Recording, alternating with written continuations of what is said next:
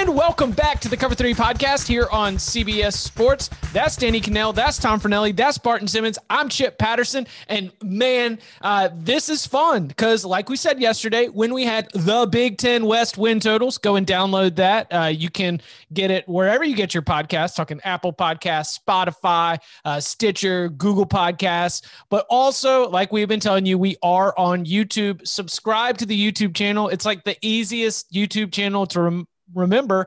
It is youtube.com/cover3. Get that multi-platform excellence. So while we are doing our midseason activities, a Monday of breaking down the biggest storylines as we head into some pivotal weeks of conference play across the country, 4 or 5 games in for everybody. We are also in preseason mode here with the Big Ten kicking off on Friday night with Wisconsin and Illinois. Big games on Saturday, including Penn State, Indiana, and Ohio State, Nebraska. So we are giving you those same win totals that you all know and love. And today we will be tackling the Big 10 East. We got a lot to get to. Any pleasantries or we just want to go ahead and start counting them up? Count them up. That's all right. As much as I think it's the under is a safe play, like I can't even. Count them up. Count them up. How many games are going to win this fall? I can't fathom 8 wins. How many games are going to win this fall? I just can't. I don't see it. It's not on there. It's not the schedule I'm looking at, unless there's another schedule somewhere. So it's interesting that, and reminder, the famous claim from Barton Simmons about not being able to find 8 wins was before the final year of the Bobby Petrino era at Louisville, when he correctly called an under. I don't think he knew that it would be 1-11, where they not only lost like 10 straight to finish the season, but failed to cover the spread by an average of 21 points, not 21-point losses, but failing to cover the spread by an average of 21 points per game. But Barton, you had it pegged. It was not going to be an 8-win season. Was that what the number was? Was it 8 wins? Yeah. That was, hit that on the button. Cruising on that one, had it locked up by midseason. But interesting that 8 wins was the number right there, because that's the most that you can get with these win totals that we're breaking down. It is technically a 9-game season, but the 9th game will be a championship week. And so once again, our thanks to the great folks at the Edgewater Sportsbook and Entertainment Emporium with a new buffet. If for media inquiries, please contact Tom Fornelli. He can get you in touch with the good people who help set these lines.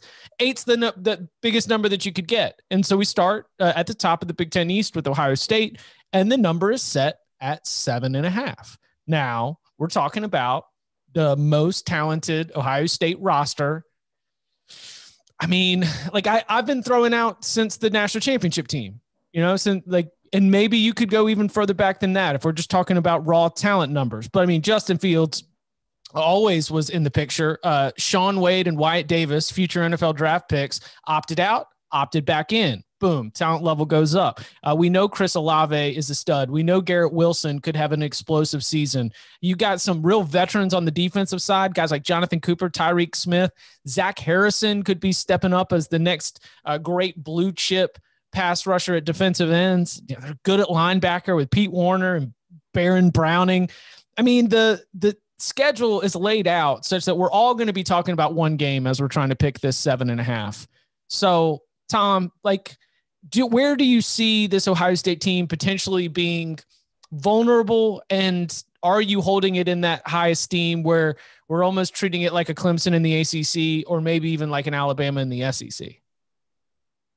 I think its biggest vulnerability, or at least question mark heading into the season, is probably in the secondary, considering a lot of what they lost, and they're going to have a lot of, new guys back there in bigger roles. But again, you mentioned the talent. If you're betting on the talent, I don't think it's that large of a concern, nor do I think that, in a weird way, I think maybe having this elongated kind of training camp to get ready for the season after things were shut down and then pushed back until, October 24th, I think that maybe that could end up helping that secondary get more acclimated. But of course, you never really know until you're on the field. But I don't treat them like Clemson simply because I don't look at the rest of the ACC as having anybody that's capable of competing with Clemson. Whereas if you look at the talent rankings from 24/7 Sports, it's like Ohio State is clearly, the number one team in the Big Ten.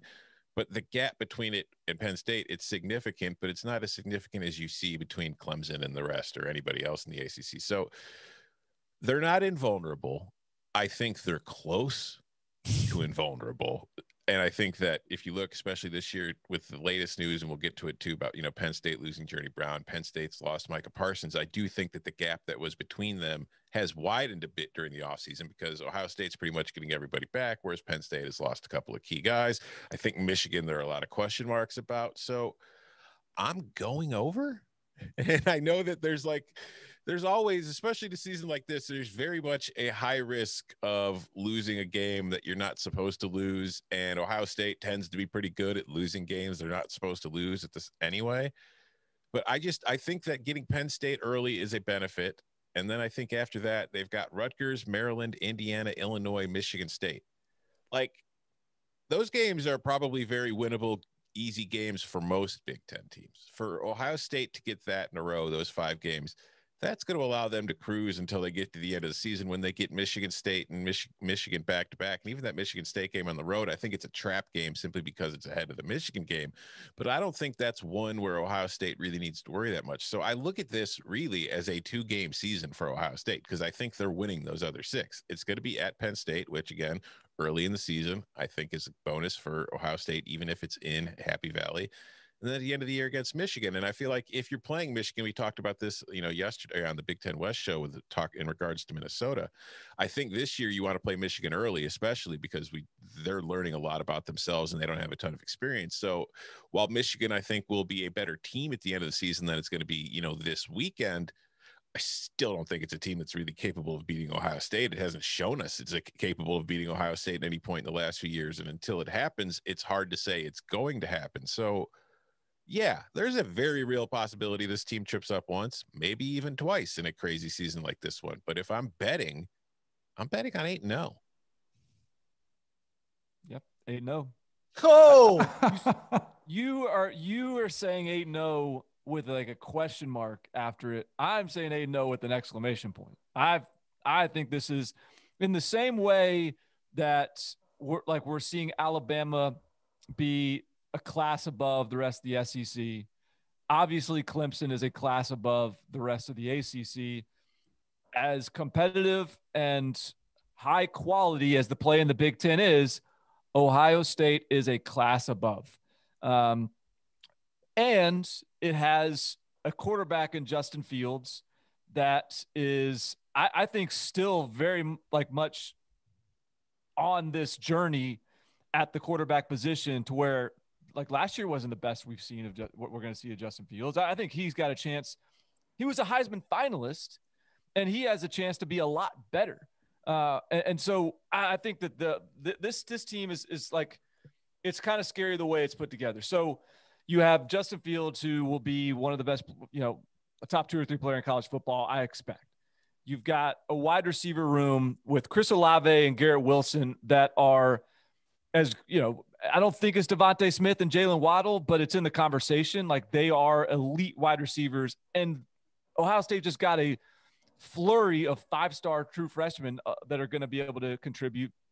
The offensive line is the best offensive line in the Big Ten, one of the best groups in the country. The secondary, Tom mentioned, they lost a lot, but they lose a lot every year to the NFL draft. They've got these guys coming back. Shaun Wade's a first rounder. Sevyn Banks is a guy that's getting all this hype, that is sort of the next first rounder that we don't know yet. The linebacker group may be the best in the Big Ten.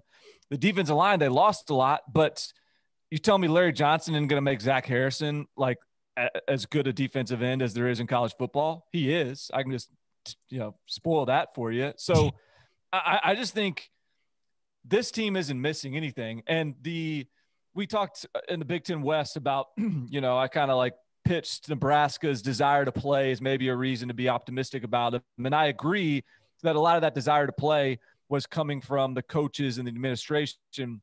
This whole Ohio State organization was like dying to get on the field. The reason they're dying to get on the field is because this whole organization thinks they're about to win a national championship. So I'm going to read into that confidence a little bit as well. I don't care what the schedule is. They're going to be a lot better than every team they play. I think Ohio State's undefeated and they'll be in the playoffs. Doing these win totals is a little bit unique because we've already seen some of the season, right? Typically you do win totals. You haven't seen anybody play, you do them all together and then you release them. This year it's a little humbling because you're looking back and I go back to the SEC and it's like, oh man, we chalked up Arkansas as losses. We chalked up in like all of a sudden we're seeing. So like, I feel like we come in here with a little bit more knowledge, a little bit more we know about how the season is going to unfold.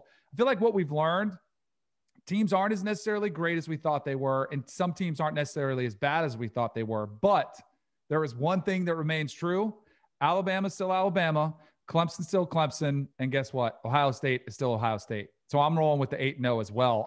The only thing that concerns me is COVID. Like, seriously, I think that's the only thing that could potentially be a problem, as it is for everybody in college football, is if there's some outbreak and it affects Justin Fields or it, deeply affects the wide receiving room, issues that we might not even know about that crop up, then I get a little bit nervous. But I'm with Barton in that these three programs have elevated themselves, and it's not rocket. We all know this, but I think it's going to be more glaring this year with Ohio State on this mission, because you're telling me all off season long, with or without COVID, they haven't thought about the way they lost to Clemson, a couple bad calls, they're targeting call, drop ball, catch or no catch, and they've been steaming. Hey, we should have been in the national championship. We should have had that opportunity.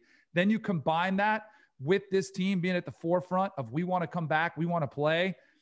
I think this team is angry. I think they're hungry. I think they're dangerous, and I think they're undefeated when it's all said and done.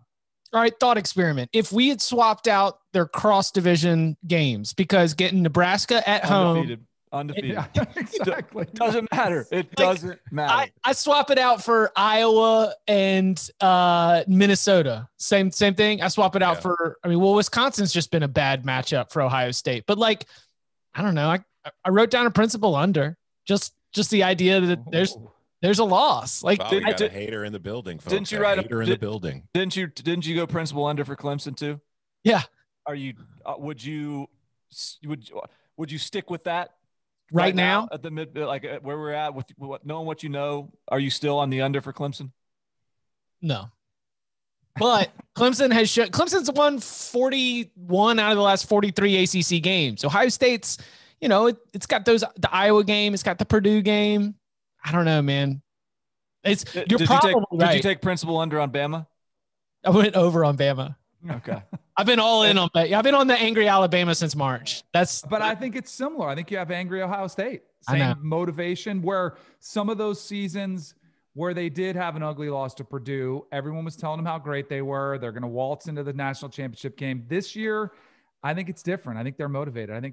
And I also think these teams at the top are more focused because of the lack of distractions. This is a coach's dream. Like, you can threaten them saying, hey, if you guys go out and party too much, or you don't stay focused, or you go out in the week, whatever it is, you might lose your season. They're even more dialed in than ever. So you don't have to worry about kind of that slip up week where guys might've been, joking around, having a good time, going to parties or whatever, and they come a little bit lethargic to practice. That's not happening this year. Yeah, a fun little factoid from the 24/7 team talent rankings. There are 25 star players in the Big Ten. Ohio State has 14 of them. No other team has more than 2, and that's Michigan. Also, under Ryan Day, a small sample size, 17 games, something like that, 18.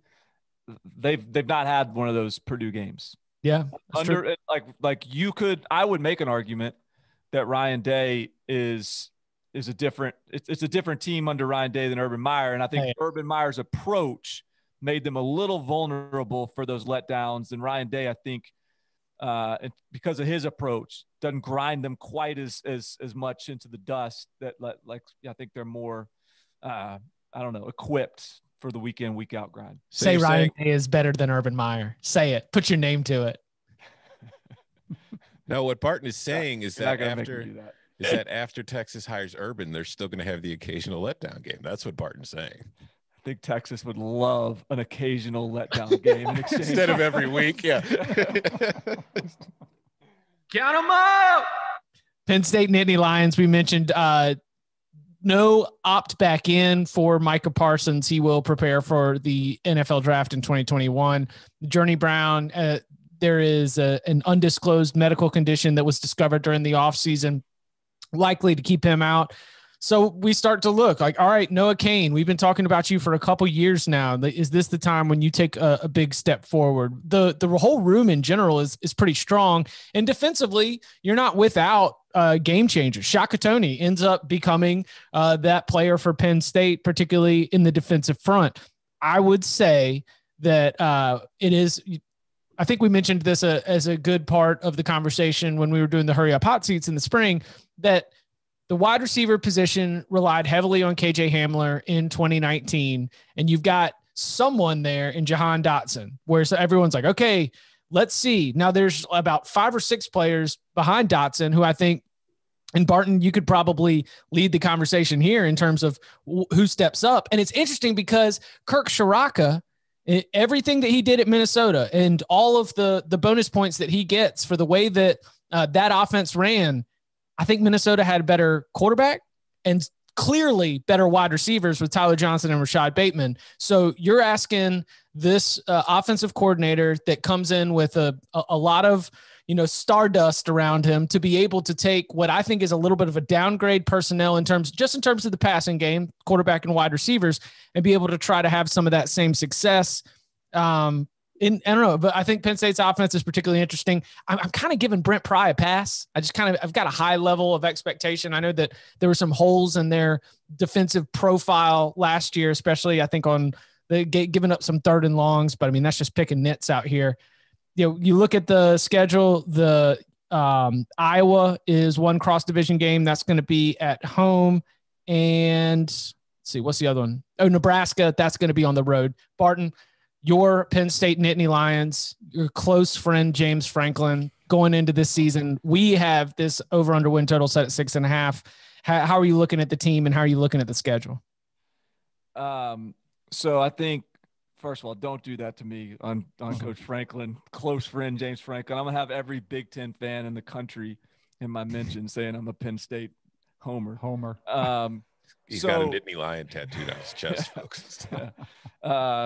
So I think this team is like, first of all, like teaser, spoiler alert, whatever you want to call it.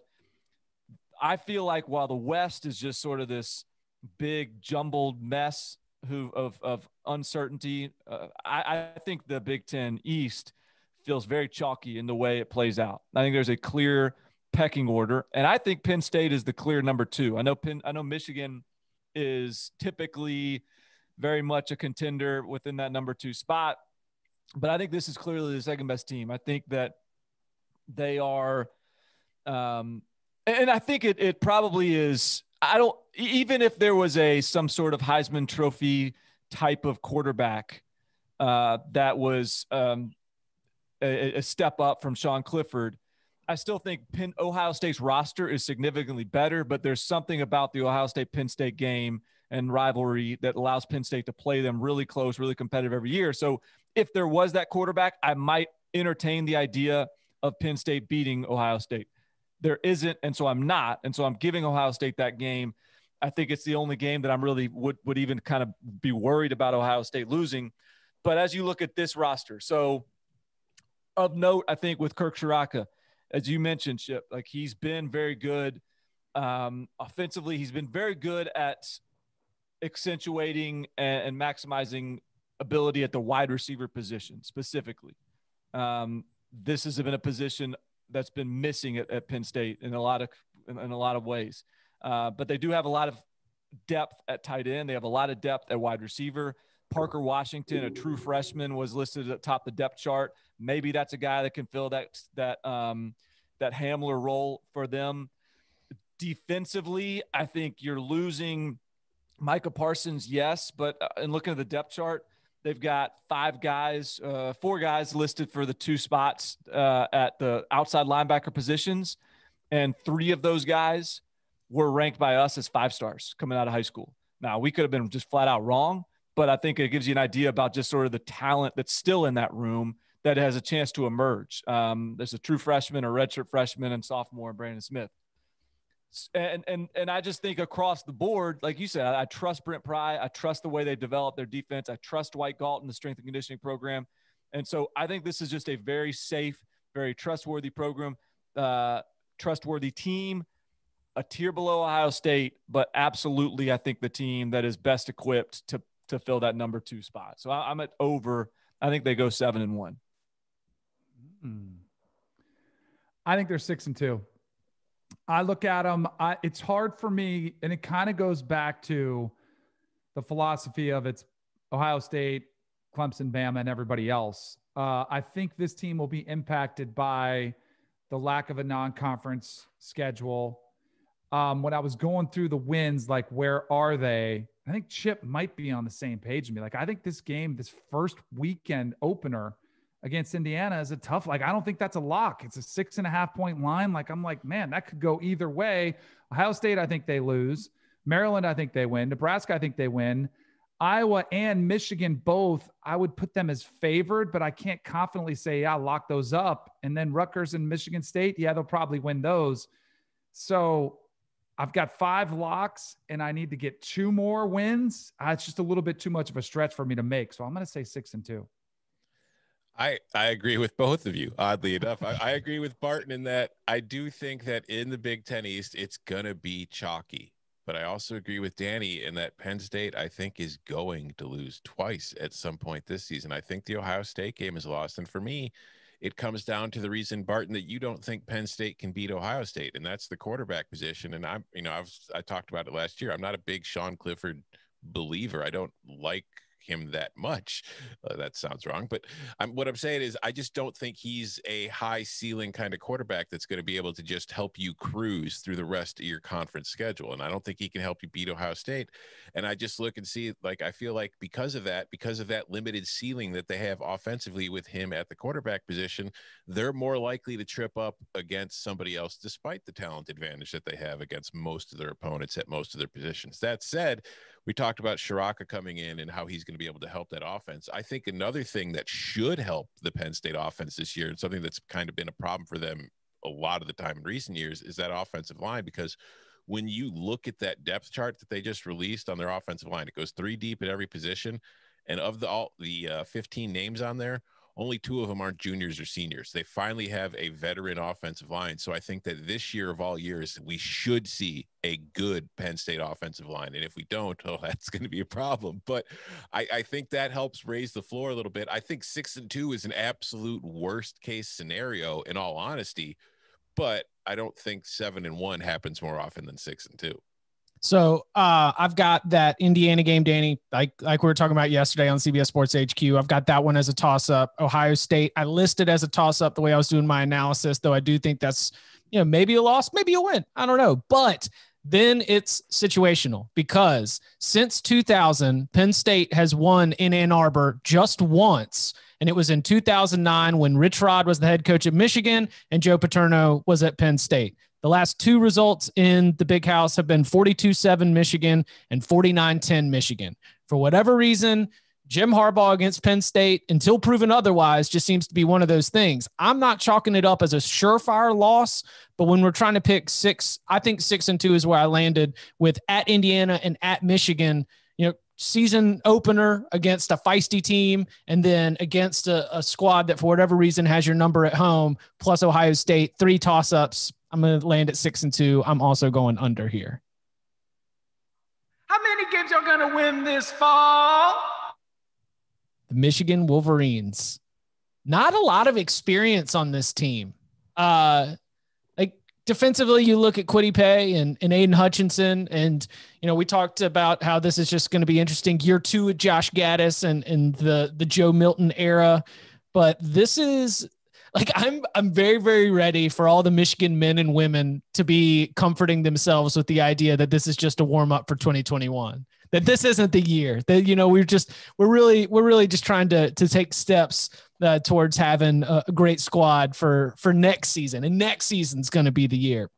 Ronnie Bell back at the wide receiver position, Chris Evans back from suspension, Zach Charbonnet also right there at the running back position. When you look at the way the schedule breaks out, tough cross division draw at Minnesota here at the first weekend of the season. And then they also get Wisconsin, though that Wisconsin game is at home.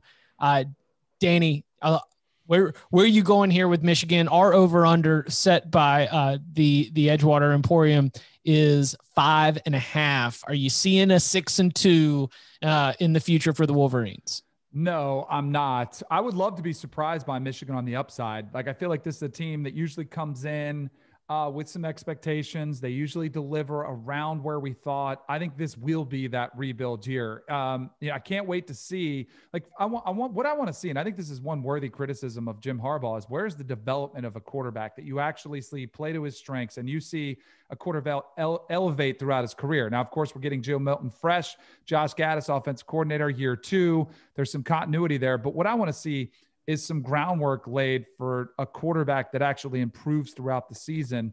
But I think this is, for me, is more about the schedule. I think this is a really tough slate for the Wolverines. I'm looking at, I think 4-4, like most of them I'm like right around the number. This one, 5-3, I think might happen, but I also think 4-4 is in, 4-4 is in play as well. So I'm going to take the under this one. And I think this might be one of the easier plays of the season. I wish I was wrong. Like, I want Harbaugh to over deliver for once and Michigan to over deliver for once, but I don't see it happening with the schedule.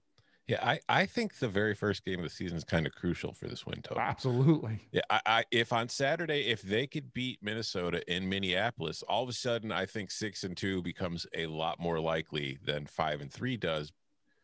But I'm still taking the over, even though I don't think there's a ton of, there's not a ton of returning experience. But you mentioned Joe Milton, Danny. I like Joe Milton. From what I've seen of Joe Milton, when it was him and McCaffrey, while they were still both backing up Shea Patterson in the question, McCaffrey was getting a lot of the number 2 time, getting, snaps in games. And McCaffrey never impressed me on the field. When I saw Milton on the field, there were things where I was like, okay, no, there's something here. There's a ceiling. There's a lot of room to grow here, and it's already got a pretty decent floor. So I think Milton taking over and being the clear-cut number 1 now that McCaffrey's transferring out is a good thing for this Michigan offense. I think Josh Gaddis in his second year implementing a new offense is a good thing for the offense. My concern is there is some youth on the offensive line, and we talked about it a bit yesterday with the receiving core. Now that Nico Collins is opted out kind of late, we've got Ronnie Bell and a lot of unknown question marks. Now, a couple of those unknown question marks were highly rated recruits, like AJ Henning was a kid that I know is from Illinois. Illinois was after him. Michigan got him because that's typically how it goes when highly rated recruits from the state of Illinois get offers from Big Ten schools like that. But I think that this offense is probably going to be off to a slowish start, but I do think that as the year goes on, it's going to improve. And when I look at the schedule, the Michigan game or the Minnesota game is a coin flip. I think they can win it. I think they can lose it. They're favored. I'm not sure they should be, but they're favored. Michigan State, probably a win, but again, that's a rivalry. You can never really be 100% sure, but I think they win that game more often than not. The Indiana road game is tough. Wisconsin at home, I know Wisconsin ran all over them last year, and it was an embarrassing loss for Michigan, but I think Michigan's a better team than Wisconsin this year, and it's in Ann Arbor, so I like Michigan there. At Rutgers, yeah. Penn State, Chip, you were mentioning it. Whatever it is, Michigan plays Penn State well. That's not a no doubt loss for them, and that's one of the reasons why I'm kind of on the under for Penn State, because I think the Nittany Lions are very capable of losing that game in Ann Arbor. They're going to beat Maryland, and then they're going to lose to Ohio State. So the only two definite – Ohio State's the only definite loss I see. Minnesota and Penn State are both coin flips to me, so if they can get one of those, we get 6-2, and it's still – I think if you're Michigan and you go 6-2 this year, I think you should be thrilled. I don't think it's what they want or it's quote unquote good enough, but I think it's definitely possible. And that's what I'm banking on. Did you mention Wisconsin? Don't they have Wisconsin on there too? Yeah. And you got them winning that one? Oh yeah. Mm-hmm. Yeah. I like I said, Wisconsin ran all over them. It was an embarrassing loss last year, but this year's Wisconsin, I don't think is as good offensively as last year's Wisconsin. And that game was in Camp Randall. That's not the case this year. So I think Michigan's going to win that game. And they had Jonathan Taylor. That's just interesting that you would just tally that one up. This is so All right, so year 2 of Josh Gaddis. I think one thing that's like an interesting just sort of personnel element of this to me is when Josh Gaddis arrived, like his whole like catchphrase is speed and space. His offense is about speed and space. And the receiving group that he inherited, think back, like it was Nico Collins, it was Tariq Black, Donovan Peoples-Jones. It was just like a bunch of big Cadillacs on the outside. And like those, I think in a perfect world, Josh Gaddis is looking for more like a bunch of like dirt bikes, like motorcycles or something, And so those guys are all gone. Nico Collins opted out, Tariq Black transferred, Donovan Peoples-Jones off the NFL. And yet, like now when you look at the receiver room, it's all of those guys that you're thinking about. Like it's Giles Jackson, it's Mike Samerstill, it's AJ Henning and Roman Wilson are the new guys coming in as true freshmen. Ronnie Bell is a little bit more in that mold as well. And yet, like I think he probably wouldn't mind having like one of those big bodies on the outside to sort of shake things up. So I'm just very curious about what the offense looks like in year 2. They're going to be better at running back because Zach Charbonnet is going to be, I think, healthy. Has a talented dude. He's a big-bodied guy.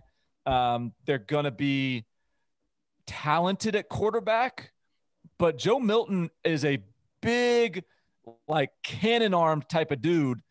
But in high school, at least, he wasn't overly accurate. And so has he developed that accuracy over the last year as a redshirt? How quickly can they get him rolling? I think Don Brown's defense is still going to be a Don Brown defense. But I also just from a macro perspective here and looking at this roster, and you sort of look at the team talent composite, this is one of those teams that, it's used to being up in the top 10 in the team talent composite. It's down at 17 now. And I think things are just sort of chipped, like the facades of the Michigan sort of program is just kind of getting a little bit of wear and tear on it right now. I'm just not as confident that it is right up there, just below Ohio State, right next to Ohio State. I think there's a slight step below Ohio State to this Michigan program, under Penn State, where this Michigan program sits right now. So I still think they come in third in the division, but I think 5-3 is where I land here. So I'm on the under. Yeah, I'm on the under as well, and I'm in love with the dirt bike offense. But by Thursday, we're gonna have dirt bikes on the soundboard for Michigan's offense. I mean, I like it, right? Just we're talking about just shifty, right? Not as much the like pro style, big galloping, gonna jump up and catch it over you. It's that we're gonna be making breaks, we're gonna be throwing quick, and we're gonna be looking for yards after the catch. Make a guy miss, and you're gone, kind of stuff, right? Yeah, the bunch like AJ Henning, the kid coming in that Tom mentioned, is was one of the faster guys in the class. Yeah. And honestly, I saw him at the All-American Bowl last year, and he doesn't have great ball skills, but he is, even in like an All-American setting, when you get him on a jet sweep, it's eye-popping. Roman Wilson, a kid from Hawaii, is legitimately one of the fastest receivers in the class of 2020. Samerstill, again, is exactly that kind of guy. Giles Jackson, same thing, like a former kind of running back. All these guys have this sort of – so it could be a really fun offense. But, Joe Milton's got to get him the ball too. And I think Danny's point was important too. Like Jim Harbaugh has to prove to us that he can still – like he's still got any quarterback chops to him, because it's been a while. It's been a serious minute since Jim Harbaugh has really done something at the quarterback position. In fact, he's underachieved at that spot over the last, I don't know how long it's been, 6-7 years. It's been a while. Who's the last one? I mean, do you take what was the kid from Iowa? Ruddock? Jake Ruddock. Jake Ruddock. Ruddock. Yeah. He's the last NFL quarterback. And now that he's had. And now he's done both ways. Like early it was grad transfers. Then it started to become, and we had another grad transfer in Shea Patterson, who was supposed to be the hero. Now you've got a guy in-house. Like you've tried different things. Now it's time to look at Harbaugh and say, all right, you have to develop somebody. Coming up on the other side, we take a look at one of the more exciting programs, a wild card in the Big Ten East. It is the Indiana Hoosiers, and the rest of the division, Rutgers. Are you going to get one? We'll see next. It is incredibly freeing, in terms of just sort of like your mental space when you're not going to have to change clothes throughout the day. When you can put together one outfit, just a couple different pieces that are going to be able to carry you from something that's casual with friends all the way to a work event, and maybe even just something that you feel comfortable in at the end of the day when you're just chilling out, relaxing, and finally getting a chance to unwind. Well, you can put together some outfits like that thanks to the all new looks at Express. That kind of confidence, that kind of mental freedom of not having to worry about changing up your outfit, it's going to allow you to accomplish your goals. It's going to make you better. It's going to make you sharper at every single thing you do. The all new looks from Express have a focus on comfort and versatility, and that all day comfort, it feels like your favorite sweatpants, but doesn't look slobby. It actually has a really flattering fit. It makes your life easier, and this wrinkle resistant fabric is going to make sure that it does look good as you take it from one event to another. All kinds of different levels of fanciness, everything that you need. And you can get $25 off a $50 purchase by texting football to 397-737. Once again, if you want to get $25 off a $50 purchase, text football to 397-737. Just start filling up your wardrobe with all of these new look Express pieces that are going to be able to be used in lots of different ways. They are dual threat clothing options. Express, you get $25 off a $50 purchase by texting football, FOOTBALL, to 397-737. Thank you for clarifying that, because I know that Barton, being a big football fan, might have thought you were talking about football and not football. I had to straighten. We gave a bad code earlier in the week. I had to send the correct code to a DM, just cleaning up the mess. Coca. The football, that's because Barton's already set some time aside to be able to watch the Galazzo show, to be able to get dialed into the red zone experience that CBS Sports has on the CBS Sports Network, 3 p.m. Eastern time today for all the Champions League action. I know the Barton's dialed into Man City Porto, seeing if Porto can cover that 1.5 goal spread against Man City. Man City's a little banged up. I know you were telling me about that before the show. If I'm not mistaken, the podcast K Galazzo, right? Yeah, K Galazzo, yeah. If I'm not mistaken, that translates to what? Galazzo? Right? Yes. What a Galazzo, yes. What's Galazzo? What is Galazzo? Is a very impressive goal. That answers the question the podcast poses. It does. Be sure to check it out. We saw the full experience debuted on Tuesday. I watched it. It was cool. It was a very, very cool experience. Again, you can watch it on CBS Sports Network. Stream all of the Champions League action through CBS All Access. So, hey, free promo. Indiana, over-under set at 4.5. We've got the draw includes Wisconsin from the West and Purdue from the West. Wisconsin on the road, Purdue at home. A lot of excitement after the steps forward last year.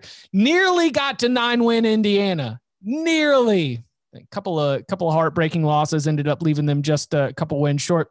You were looking at this offense, and like Kalen DeBoer did a great job. Unfortunately, he did such a good job that Fresno State came and hired him away. So we're promoting internally, Tom Allen is, and you're hoping that a young defense a year ago is going to take some steps forward and be a little bit more consistent.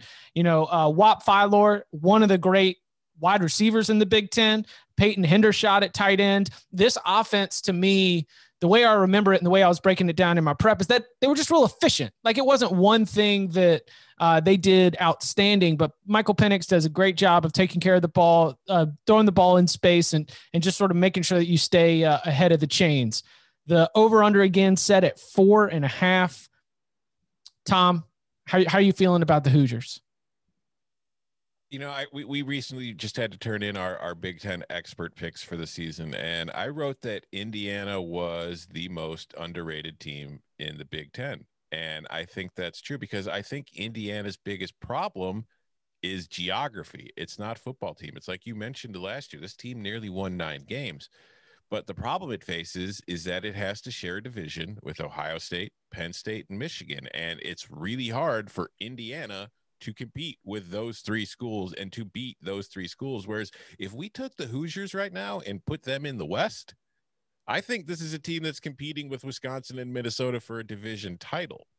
I love what they have in offense. You mentioned a couple of the names. First of all, Indiana is the all-name team of college football because you mentioned Whop Philyor. There's Peyton Hendershot. Don't forget Ty Freifrogel and quarterback Michael Penix. These are just great names up and down the depth chart. But when I look at this team, it's like, man, this team's really good. Man, they've got a crappy position because you mentioned they've got to play Penn State, to start the season. That's a winnable game. It's not as big of a Penn State kind of victory as you might think.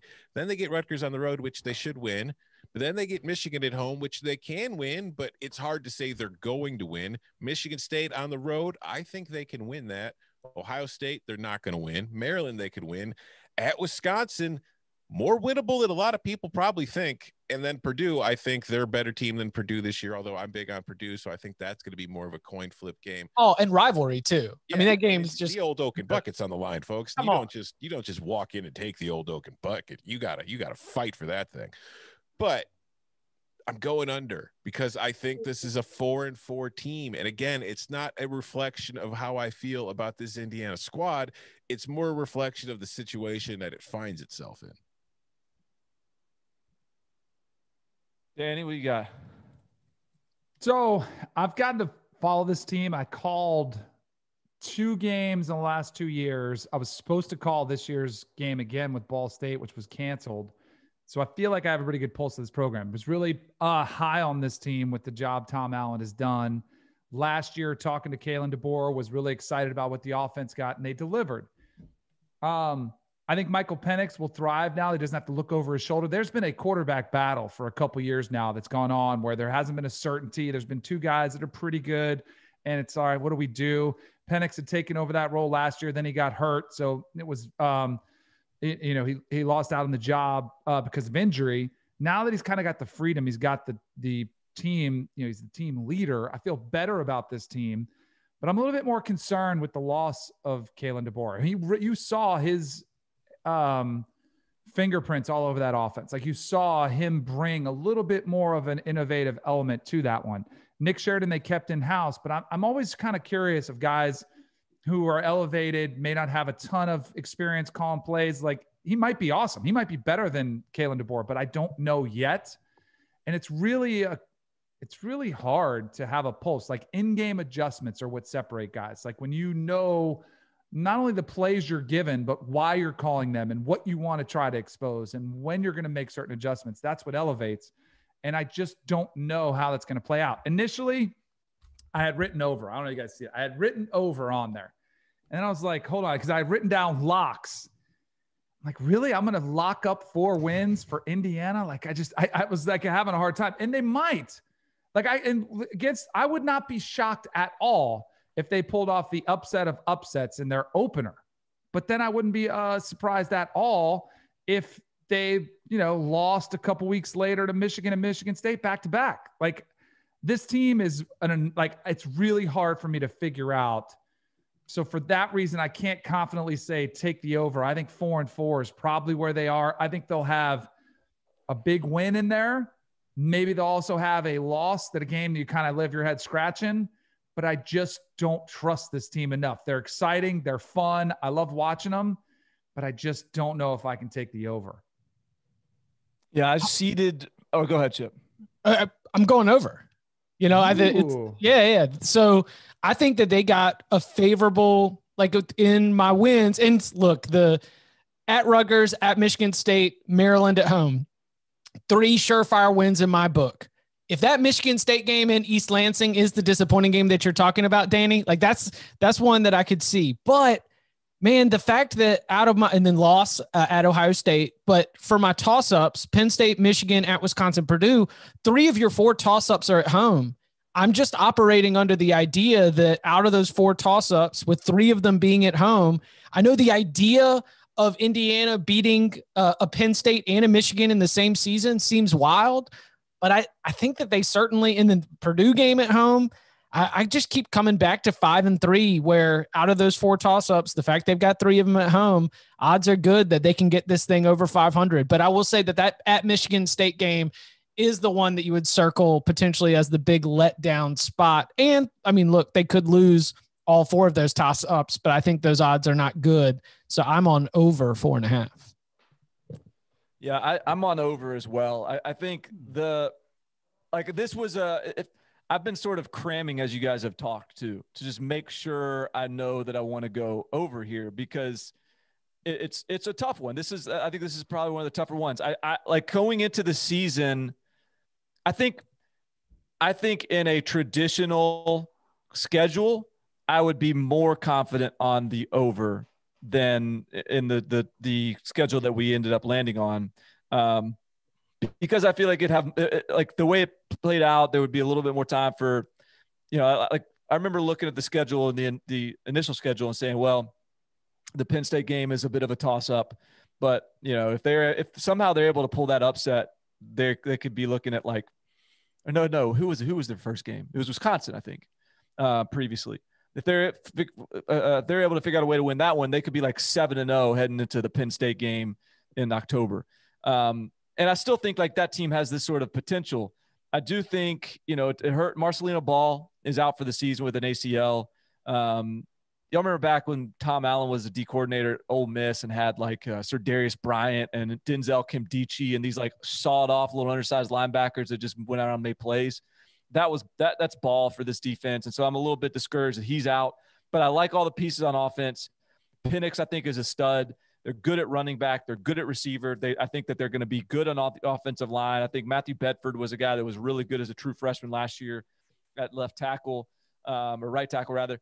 And then I do think that Nick Sheridan is like, I've heard a lot of good things about him as a coach. Now we'll see. He's 30-something, 32 or something like that, and he's getting his first gig as a big time play caller.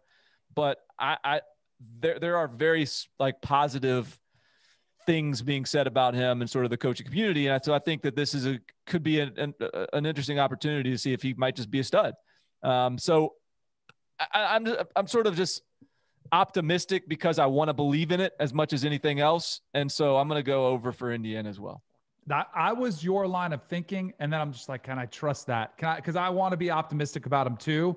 I just don't know. So I kind of was on the line. This one to me, I think, was the hardest team out of all of them. I think Indiana with this number. Count them out. Of course, these sharp numbers, just a real credit to the Edgewater Emporium. I mean, just dialed in. Fraudulent Fornelli. It's a sharp book. We turn our attention to Mel Tucker, who loves football. Michigan State Spartans over under win total set at 2.5.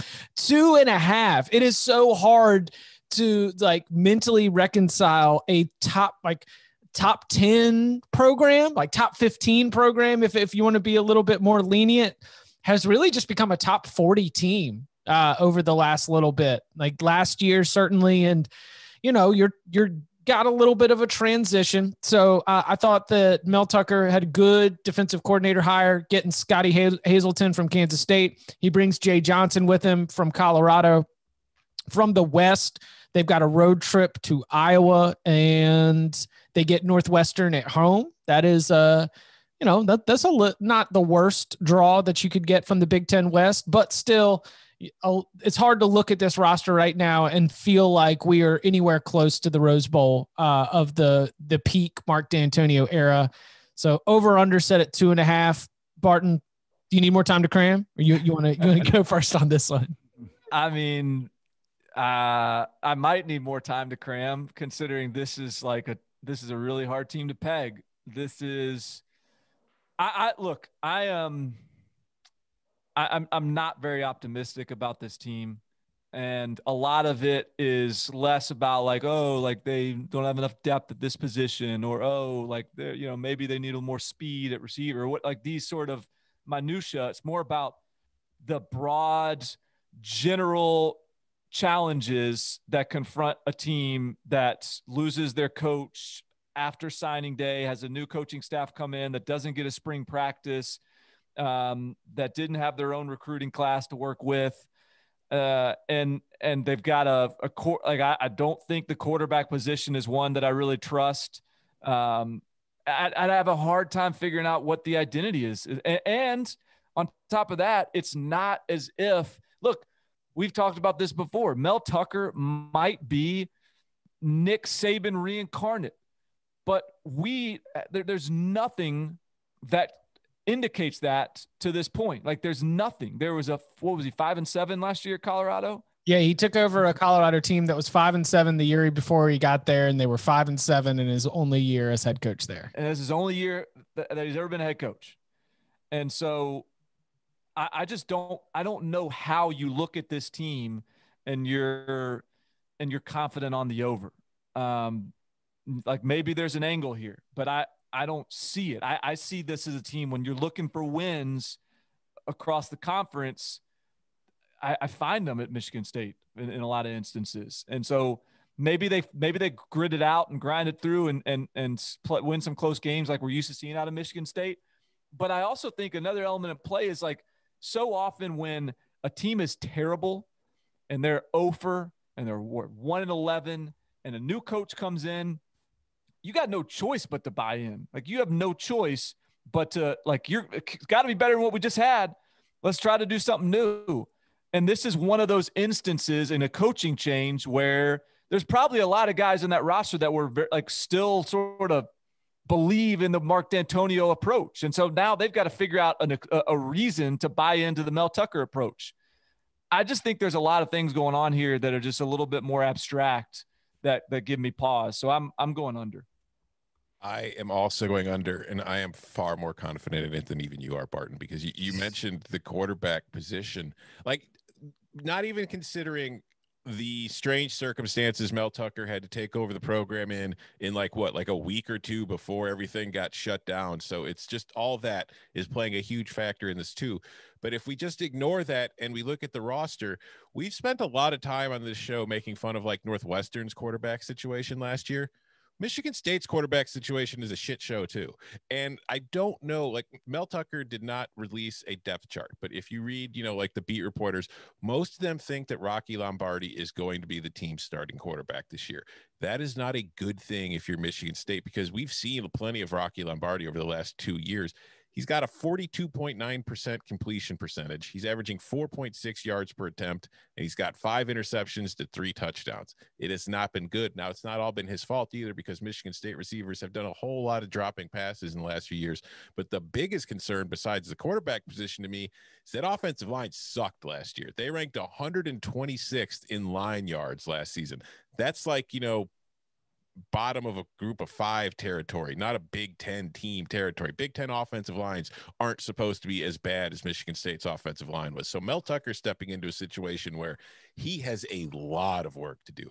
And I don't think he's been able to get that work done in the last 7-8 months since he's taken over. I think in a way, the kind of delayed start to the season for the Big Ten probably benefits him, because had they started on time in September, I think things would have been in a really bad situation. At least now he's had kind of a training camp to get acclimated and kind of figure out what he's got to work with. I just don't think there's a whole lot to work with. I don't see more than 2 wins on this schedule for Michigan State. They might be 1-7. I think honestly, I think 1-7 probably happens more often than 2-6. So I'm comfortably on the under here. I was trying to find 3 winnable games.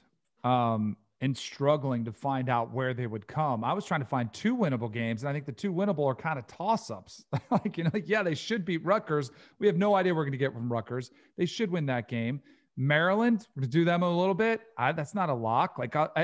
I'm with you guys on the down outlook for Michigan State this year. And toss into that, they had a couple players arrested for assault in the COVID era. Like, what is happening right now? Like, that to me just shows kind of a lack of discipline, a lack of buy-in, just a team that's kind of all over the place. The lack of a quarterback is a major problem. I don't know where these wins come from. If they surprise on the upside, I will be more than happy to say, you know what, I was completely off on this team, but I'm with Fornelli. That's the heated Fornelli version there. I like it. But his emotion there towards Michigan State giving me more confidence to take the under here as well. Michigan State 13-1 in 2013, 11-2 in 2014, they made the 12 playoff in 2015. 2015, 3 straight top 10 finishes for the Spartans. And that was in 2015. And here we are in 2020. And to your point, Danny, I'm looking at a schedule that includes Northwestern, Rutgers, and Maryland. And I'm taking the under 2.5. Like, it's just, that's where we are right now. And I like the buy-in point, Barton, because they were 7-6. They were a bowl team each of the last 2 years. It hasn't been a bottom out. They were a 10-win team in 2017. It's just been it's still going to get worse. We haven't reached to the bottom yet. And Mel Tucker can maybe turn this thing around, but this sure seems like a season where we might see things only continue to get worse for the Spartans. How many games are going to win this fall? The Maryland Terrapins had a bananas year last year. I remember sitting in the lobby area of a hotel, getting ready to go to Darrell K. Royal Stadium and watching Maryland run it up on Syracuse. And I'm like, man, Maryland, this is a top 25 team. My guy, Josh Jackson, getting it done. The talent level, this is really going to work out. And sunrises, sunsets. Maryland's got a whole bunch of injuries and a whole bunch of depth issues by the end of the season. And the bottom just pretty much fell out for the Terps. We are looking at an over-under win total of 1.5. They draw a road game against Northwestern from the West, as well as a home game against Minnesota. I mean, maybe Talia Tagovailoa is our quarterback here. Are we still waiting on a waiver?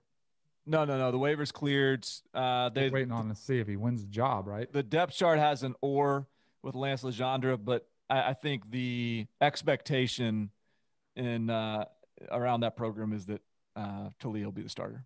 Was Lance Legendre a QB1 alum? He was. Yeah. Got to go back. He was one of the likable ones. Yeah. Not many. There haven't been many of them. Yeah. Like Justin Fields and Lance Legendre. Jake Fromm was solid too. Yeah. That's about it. About it.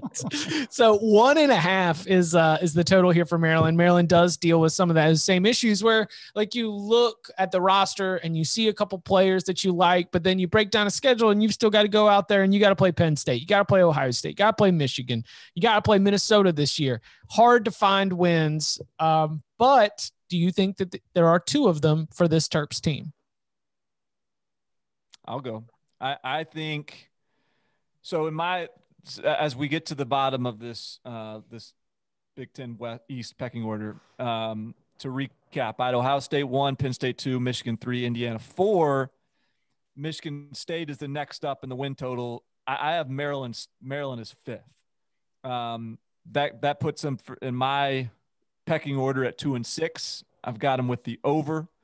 I think that there are some positive things here on this roster. I think there's some good stuff to sort of cling to as your hopefulness for this season. So Talia I expect the starter. That would be my expectation. I don't think Talia is very clearly not Tua. Don't expect Tua.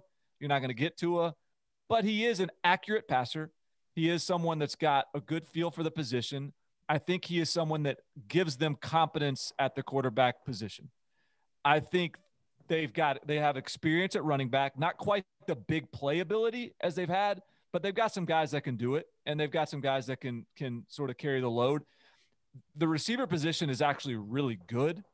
Rakim Jarrett is a 5-star guy they brought in, and he ain't even starting. And I know that he's a true freshman, but I mean, he would start at a lot of places. And they've got guys where they don't really need to throw him into the fire. Offensive line actually is pretty good. I mean, it's pretty experienced. They got some good players there. So I think offense has a chance to be productive. And they've got a couple players on the defensive side of the ball that are good too. Allende and Nick Cross and some of these guys are top tier talents. So I just think it's more about what you're comparing it to is why they're sort of scraping the bottom of the Big Ten East. But I think there's more reason to be optimistic about Maryland than there is Michigan. I think there's reason to think that Mike Locksley could sort of continue some progression this year. So I'm going to be positive here. I'm going to go Maryland over, even if that's just 2 wins. I think that they get it done. Yeah, I'm going over. Absolutely. I'm like the Mike Locksley knows exactly what he's getting with Talia.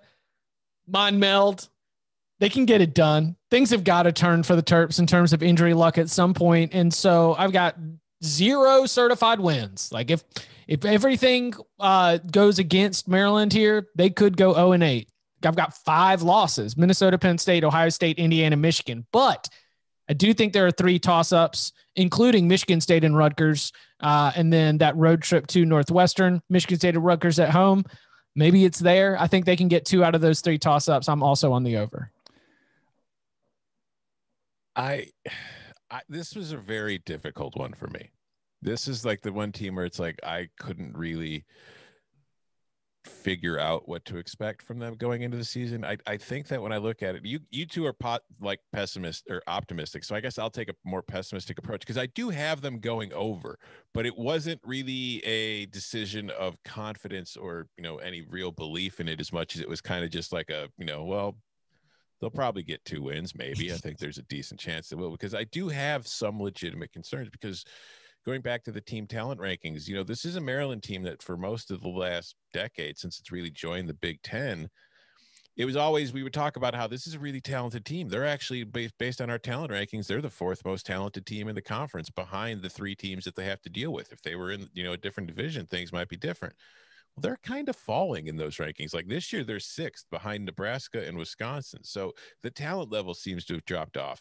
And I think that last year, defensively, my concern with them was they were pretty good against the run, but they had absolutely no pass rush to speak of. And I don't know if there's going to be one this year. I don't know where it comes from.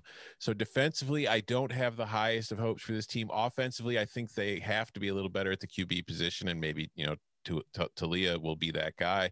And I do agree with you, Barton. They have talented at receivers, and I think that's a good thing for them, and that's a reason to be optimistic. It's just then you look at the schedule, and I think that getting Northwestern and Minnesota from the West, there are easier draws from the West than those 2 games, so that plays against them. And then you've got to tack on the games against, Ohio State, Michigan, Penn State, and we've talked about Indiana, a team we all like. So I'm going 2-6. But I think 1-7 is very realistic too. I'm just trying to be optimistic about the Terps. I'm with you. I was looking at Michigan State, Maryland, kind of pinning them together, and I went under with Michigan State, so I kind of went over with Maryland, like kind of saying, all right, how many teams can you have that are this bad at the bottom of this division? So I'm going to take the over here. I think you'll get more stability at quarterback. Clearly, Tally is not Tua, is not going to be as confident there, and not as top end is there. But I do think you'll get somebody who's going to make good decisions, a little bit more consistent. I think you'll get better there. My ultimate thing, though, is like if you're going to have 7 teams that we're picking win totals today, I wouldn't play this one. Like if I was seriously thinking about making a play on these, hell no. I wouldn't play Michigan State. I wouldn't play Maryland. There are a lot better value plays out there. So this one, I'll take 2. I'll take the over, but with very little confidence. Will Rutgers win 1? That is the question that has been put to us by the Edgewater Emporium. It is 0.5 on the over-under win total. And I talked about the Illinois, because of as like an expansion team. No. Rutgers is really they are the transfer portal all-stars. I mean, just like nearly a dozen Power 5 play, or at least nearly a dozen significant contributors from the transfer portal that are here and are going to be suiting up for Rutgers. They signed 17 true. They've got 17 true freshmen, and half of them were early enrollees. Like Greg Schiano is, I mean, he showed up to the court and he's like picked his team, and now they're just going to go play on Saturday. And I think they'll win a game. Like there's some Greg Schiano at Rutgers with all these players. He's just sort of cobbled it together, put it together at the last minute. I don't know whether it's going to be Michigan State or Maryland. I hate the fact that both of those games are on the road, at least in terms of, the winnability, but I feel like Rutgers is going to win a game. I'm on over 0.5. I think they get one. Agreed. Listen, if you're watching on YouTube, I'm pointing at you right now. I'm looking you dead in the eye, and I'm guaranteeing Rutgers will win a game in 2020. I think Greg Schiano is a huge coaching upgrade over what they've had there the last few years. I think Greg Schiano knows how to win at Rutgers, and I do think Greg Schiano has really overhauled the roster as best as he can in one offseason, considering the circumstances. So I think this is already a better Rutgers team with better talent and better coaching. And I don't think it's going to be a good team in 2020, but we talked about Michigan State. I won't be shocked if Rutgers starts the season 1-0. I won't be shocked if Rutgers beats Michigan State this weekend in East Lansing. So because of that, yeah, I go through the schedule. They're getting a win at some point, man. It might be that Maryland game in the very last game of the season on the road, but they're getting a win. Guarantee it. Take it to the bank. I have already placed my bet at the Edgewater Sportsbook and Entertainment Emporium, and I got a free buffet ticket while doing it, which was pretty sweet.